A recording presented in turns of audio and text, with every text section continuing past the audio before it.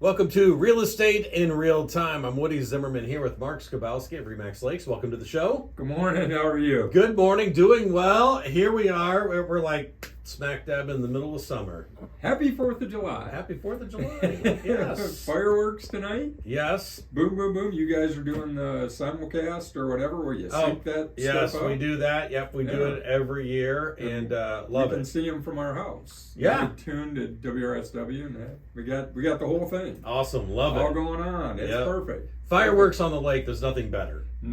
All over the place. The fact is, I wish the lakes would communicate and do them on different nights so you go to different ones. Right. No, that's true. Because everybody is joined in on the Let's Do It Saturday night instead of doing it on the 4th. Yeah. Well, let's do some Saturdays, some Sundays, some Mondays, some Tuesday. With the 4th on a Tuesday. And the 4th is on a Tuesday. Weird. Yeah. Weird. And in the real estate market, it is really weird because some banks are not, well, definitely Tuesday, they're not going to function. Because it's a federal holiday. Right. But some places are taking off Monday. You just never know because it's in the middle of the week, essentially. I thought it was a rule that a bank could not be closed for more than 3 days. So, like, well, I don't know that. That's, well, you know what? I don't know that. I thought I heard that in like a history class somewhere. You know, maybe you did. All I know is we don't know what vacation days are. Yeah. So when I get asked, hey, it's a holiday, I was like, what? Yeah. Really? Yeah. Right. Yeah. But there are folks that aren't working Monday. Yes. And definitely no money can move on Tuesday. So no closings on Tuesday. Yeah. So it's kind of just a tweener. It's one of those, what happens? Can we close early? Can we not close early? I don't know. Yeah. Can we close Monday? I don't know. I don't have any scheduled. I don't have any scheduled for Monday, but the end of next week, got a few. So that's good. But, you know, here's the deal. It's like a 4-day weekend for a lot of people. Absolutely. You know, so that's a good time to get out and see some houses. Good time to get out and see houses. Absolutely. Yeah. So today I wanted to talk about the don'ts. Notice I'm saying don'ts. Starting with the don'ts. Starting with the don'ts and the do's of buying. Okay. Right? Because what's the natural inclination? I'm thinking about buying a house. What do? I saw one I want. I call an agent. Yeah, you call an agent right away. Let's go look at it. Let's go look. Let's go look at it. And what's that agent going to tell you? Are you pre-qualified? Have you got a pre-approval? Yeah. You know, let's talk about it. So we'll start with the don't. So number one, you just hit it. Don't look at homes without a pre-approval. And that's not just, hey, I don't want to show people property because they aren't pre-approved. You know, what I'm telling you is for your own good. Once you have seen, I'll use a Mercedes. Yeah. You will never buy a Chevy. Yeah. Again. Right. You know, and we get a lot of times, well, I pay $1,000 a month rent. I should be able to afford $1,000 a month house payment. That's not the case. It doesn't work that way. It truly doesn't. And pre-approvals are not that difficult. I mean, most lenders have streamlined that process. They're going to ask you a few questions. How much do you make? How long have you been at your job? Are they going to pull your credit? Yes. Why? Because your credit score impacts how good you've been with credit through your life. Right? So getting a pre-approval, that's the first step. You know, and here's the thing. You know, your analogy is with cars. And the thing is that, like, when people go to buy a car, they go look at the car first and then see if they can get approved. Right. It's totally opposite when buying a house. Yeah. And people just have to have that mindset. They just need to know what ballpark they can play in. You got to play in the major leagues, you got to play in the minor leagues. What is it? Right. And there's, you know, it doesn't make sense because once you've seen that, once you've reached for that and you've seen it, if all of a sudden your pre-approval comes in lower, you're not going to be real happy. No, right. You know, so you've wasted your time. Yeah. You've wasted the agent's time and you've wasted the seller's time. Right. Right? To get their house ready to show, and you walk in and you're not It takes a lot of work, It takes time to get it ready to go. So, you know, much as that's the process, everybody, just call an agent, go look at it. Yeah. Then worry about the financing. No. You know, I've heard it once, I've heard it other times. Well, it won't be a problem, I'll be fine. As far as the financing goes. Yeah, right, yeah. Okay. Oh, I'm good, yeah. You got a 590 credit score and you're going to be fine. Yeah, right. I don't think that's where it's at. So don't look at a home without a pre-approval. It's not an agent, you know, being a jerk to you. It's just most sellers don't want people who are not capable of purchasing their house coming and looking at their house. Yeah, right. So get that pre-approval. It takes you 10 minutes. It takes 10 minutes to get that pre-approval done.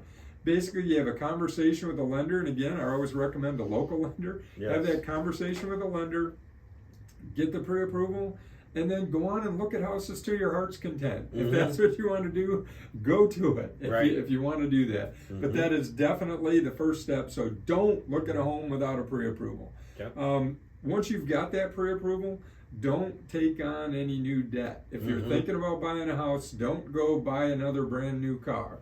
Don't go buy a boat. Don't go buy a four-wheeler. Don't go to the 90-day same as cash store and buy all kinds of furniture for the house that you're hoping to buy. Yeah. Because all of those things will impact your credit. Big time. You know, and I'm talking to folks, I don't care if you've got great credit or if you've got poor credit.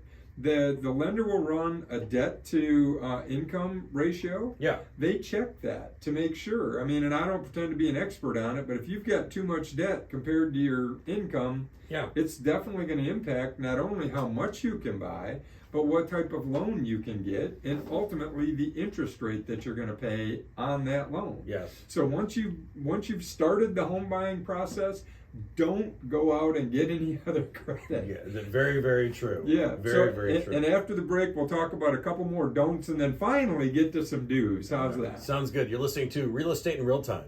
Welcome back. You're listening to Real Estate in Real Time. I'm Woody Zimmerman here with Mark Skibowski, and we're talking about the don'ts and the do's, right? Yeah. But we're starting with the don'ts because there's more don'ts than do's when buying a home. There's more don'ts, and we're not going to cover every eventuality here. Yeah. But I'm trying to hit the highlights, so the big ones. So we don't look without a pre-approval. Don't adjust your credit. Don't make any changes to what your credit stuff is while you're in the process. So along with that, we're saying don't get new credit. Don't drain your savings account to pay cash for something. No. Right? Why? Because the lender is going to need to see that you've got some cash reserves. As we've talked about before, when you buy a house, things are going to break. There is no doubt. You know, and there's horror story. Hey, I had it inspected and everything worked, and I was in the house 3 weeks later, all of a sudden the furnace went out. Let's blame the inspector. They should have told me that furnace was going to go bad. You know, electrical components break all the time. I mean, works don't work. Right? It happens. Mechanical things break. They do. Even if it's brand new, things break. So don't drain your savings, because you're going to need that savings. Once you close on that home, your lender's going to verify those funds. They're going to make sure that you've got the funds available in order to purchase. So don't drain your savings account. So basically, what are we saying? Don't make any changes to your credit. Right? Don't. After you buy the house, do whatever you want within reason. I mean, you got to make payments. Right? But don't go spend willy-nilly just because now you got a debt, you got a commitment. Right? Typically 30 years, you're on the hook for paying for that mortgage. So don't drain your savings account. Don't change jobs without talking to your lender. Right now, if somebody's going into the same career field and they've been in the same job for years, just let your lender know, hey, I'm thinking about changing. Why is that? Because the lender's going to need pay stubs from your new employer in order to verify that, yes, you are gainfully employed and what your earnings are, so that they'll approve the final, clear to close on the loan. So, it's not that you can't change jobs. Whatever you're doing, talk to your lender about it. Say, hey, I've got this great opportunity, I'm going to do this. I'm not telling somebody, hey, I'm going from making X to making, Y at $10,000 a year more. Why would I say don't change jobs? Talk to your lender about it if you're going to do it. Now, if you're going from, and it's a bit extreme, but you're going from being president of a company to going into real estate, there's definitely a big difference in the income levels, right? And that's personal experience, right? I mean, I was president of a company, and then I switched into real estate. Now, granted, over time, it's we're getting there, but that's a big change, dramatic change. Different industries, totally different industries. You're going from being, I don't know, a firefighter to now you're going to be a clerk at Owens. Totally different career field. Income's different, all of that. You need to talk to your lender about it. Right. So I'm saying don't change jobs. Mm-hmm. With that caveat, if you do, or you're considering it, talk to your lender about it, because those things matter. They It do. may not matter to you, but it matters to the lender. It Yeah. matters to the bank. Because they've got the risk. They're holding all the risk. Mm-hmm. So along with don't change your job, don't quit your job. Mm-hmm. Don't quit your job. You're going to be a stay-at-home mom or a stay-at-home dad for whatever reason. Don't quit until after you've Yes. closed on the loan. Now the lenders are out there going, Mark, you're telling people they can quit their jobs and still get their mortgage. Obviously, folks aren't going to quit their job unless they think they're going to be able to Yeah. afford their housing. Right. But what I'm saying is, if you're in a place in life where, hey, you're going to change, because what's that do? If you had two incomes and now you only have one, Yeah, it it's affects- going to yeah, it impact affects- how much you can afford. Yes, Now, absolutely. you may think that, and maybe after the fact, hey, you quit your job, that's on you, that's not on me. But if Mhm. you're in the home buying process, do not quit your job. Yeah. Do not quit your job. Right. And I guess the last don't that I want to cover, we're never even going to get to, we have one do. We'll get Okay. to the one do. Okay. The last don't is don't make unsubstantiated large deposits. Don't go take cash out of the mattress and put it in your bank, because the bank's going to want to know where the money came from. Right. So if you got a bill of sale, something like that, that's what you want to do. Mm-hmm. So that's the list of the don'ts. That's a lot of don'ts. That's a lot of don'ts. That's a lot of don'ts. We don't have many do's. What's the number one do? What's the one I preach regularly? Pre-approval. Get that pre-approval. Yes. That is probably the most important thing if you're going to buy a home, is get that pre-approval. Yeah. And the second most important thing, and maybe it's a 1 and a 1A, Okay. what's your why? Mm-hmm. Why are you looking to buy a home? Right. What that's going to drive the train. Why are you? Yeah. You know, so you need to be pre-approved in order to buy what fits your why. Mm-hmm. Wow, that rhymes. Yeah. Should be a rapper, maybe. Yeah. You're on the radio. That's right. Yeah, you know.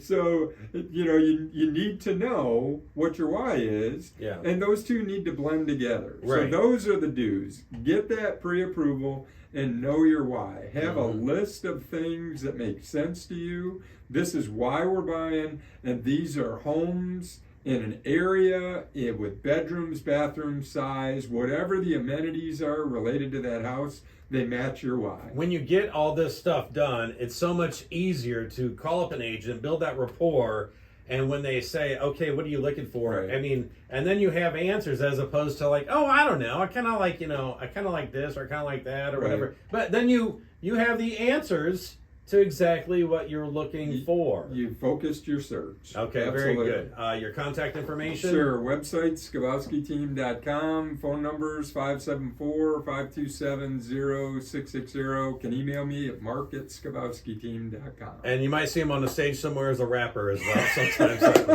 You've been listening to Real Estate in Real Time. Have yourself a wonderful weekend.